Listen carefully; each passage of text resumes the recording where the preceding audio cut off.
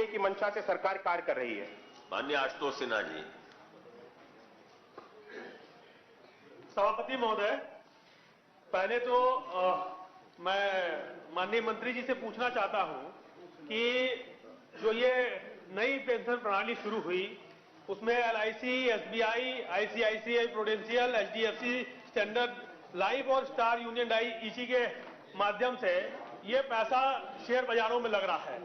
तो ये जो पैसा शेयर बाजारों में लग रहा है तो इसमें क्योंकि आप इसको गारंटेड प्लान भी उनके चलते हैं तो गारंटेड प्लान में अगर लगा देने का काम करते तो शायद बहुत फायदा होता। मैं इसलिए भी बताना चाहता हूं सभापति महोदय क्योंकि भूमिपाल सिंह जी जो JP इंटर कॉलेज अलीनगर के रहने वाले हैं फिरोजाबाद के, वो शिक्षक पद पर थे।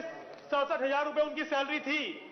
18 मई 2007 से लेकर 31 मार्च 2018 को ये रिटायर हुए।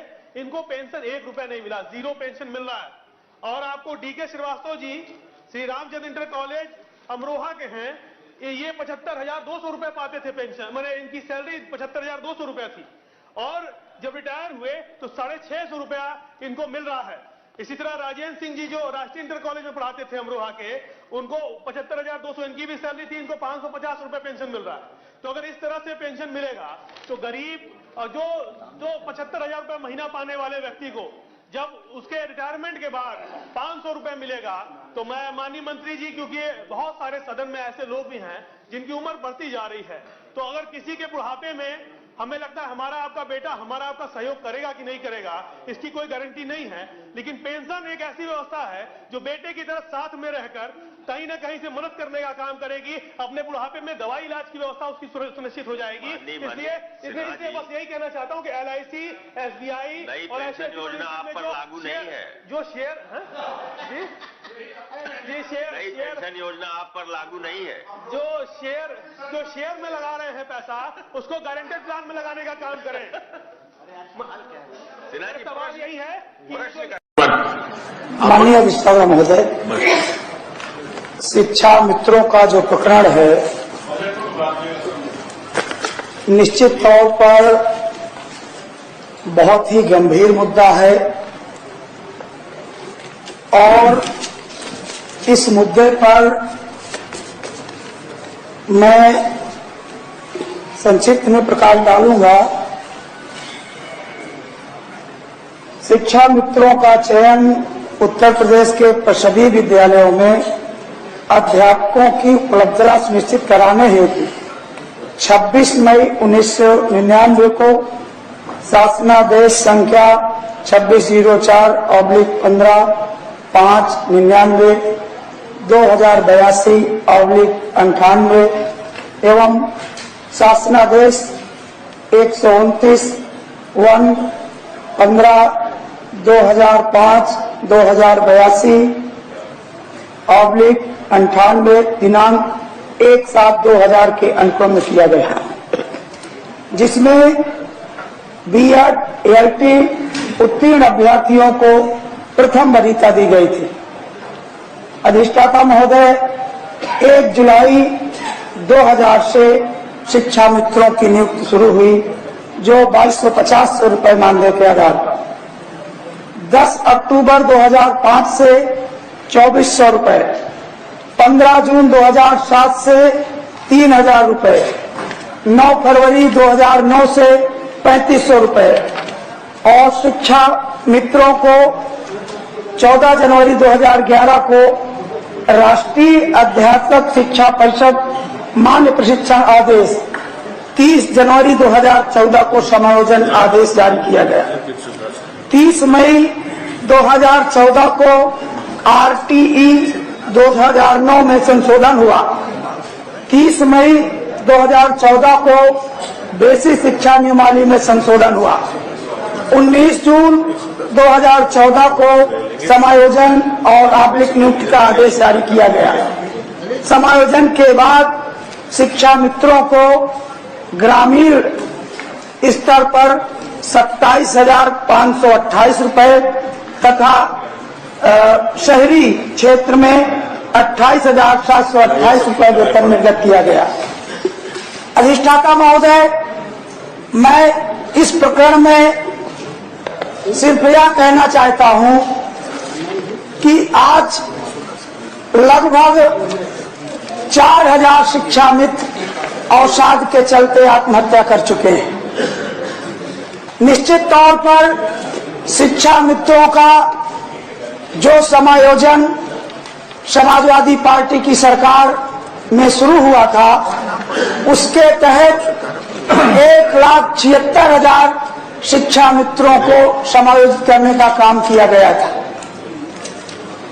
इसके बाद कुछ न्यायालयीय प्रक्रिया के कारण शिक्षा मित्रों को पूर्व की स्थिति में जाना पड़ा, लेकिन इसके लिए माननीय सर्वोच्च न्यायालय का एक निर्णय था, जिसके तहत यह कहा गया कि यदि समान कार्य के लिए समान वेतन की जो स्थिति है, उसमें सरकार चाहे तो शिक्षा मित्रों का मानदेय बढ़ा सकती है। आज शिक्षा मित्रों को 10,000 रुपए में अपना गुजारा करना पड़ रहा है। कई एक मार्मिक पत्र भी आए हैं, जिसका उल्लेख मैं करना चाहूंगा। यह पत्र सुबोध कुमार, ग्राम बदनपुर, गोयती, कासगंज का है, जिसमें इन्होंने समस्त परिवार सहित इच्छा मृत्यु के संबंध में यह लेटर जारी किया है। जसपीत सिंह बाधवा, पूर्व प्रदेश अध्यक्ष सूचना का अधिकार, अंतर्राष्ट्रीय मानवाधिकार एसोसिएशन के द्वारा। इसी तरह एक पत्र जिला बेसिक शिक्षा अधिकारी मनोज कुमार वर्मा के द्वारा जारी किया गया, जिसमें उन्होंने माना कि अवसाद के चलते जय नारायण, पिता का नाम बसंत लाल, आत्महत्या कर चुके हैं। मानवर, यह बात यही नहीं रुकती है। शिक्षा मित्रों की यह दुर्दशा इसलिए भी है, एक शिक्षा मित्र ने खून से यह पत्र लिखा। खून से यह पत्र लिख करके यह जाहिर किया कि जहां एक कुशल मजदूर अपनी मजदूरी 10,000 से ऊपर उठा रहा है, वहीं शिक्षा मित्रों को 10,000 रुपए दे करके आत्महत्या करने के लिए बाध्य किया जा रहा है।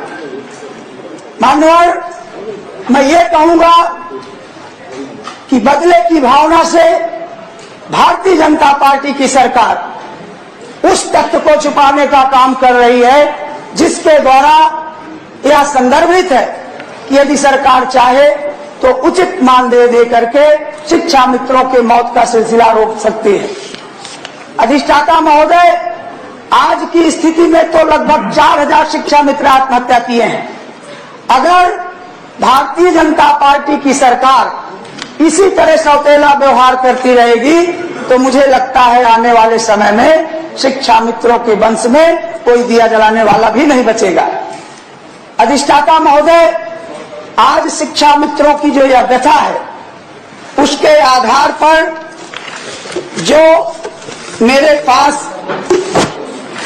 पूरा एविडेंस दिया गया था, जिसमें ये विभिन्न समाचार पत्रों के माध्यम से आत्महत्या के लिए जो वो हुआ है, ये पूरा प्रत्यक्ष एविडेंस मेरे पास है। मैं सिर्फ इतना कहना चाहूंगा कि यदि सरकार पक्षपातपूर्ण रवैया से उबर करके काश शिक्षा मित्रों का घर जो उजाड़ रही है, उसके बारे में बहुत बहुत धन्यवाद। तो निश्चित तौर पर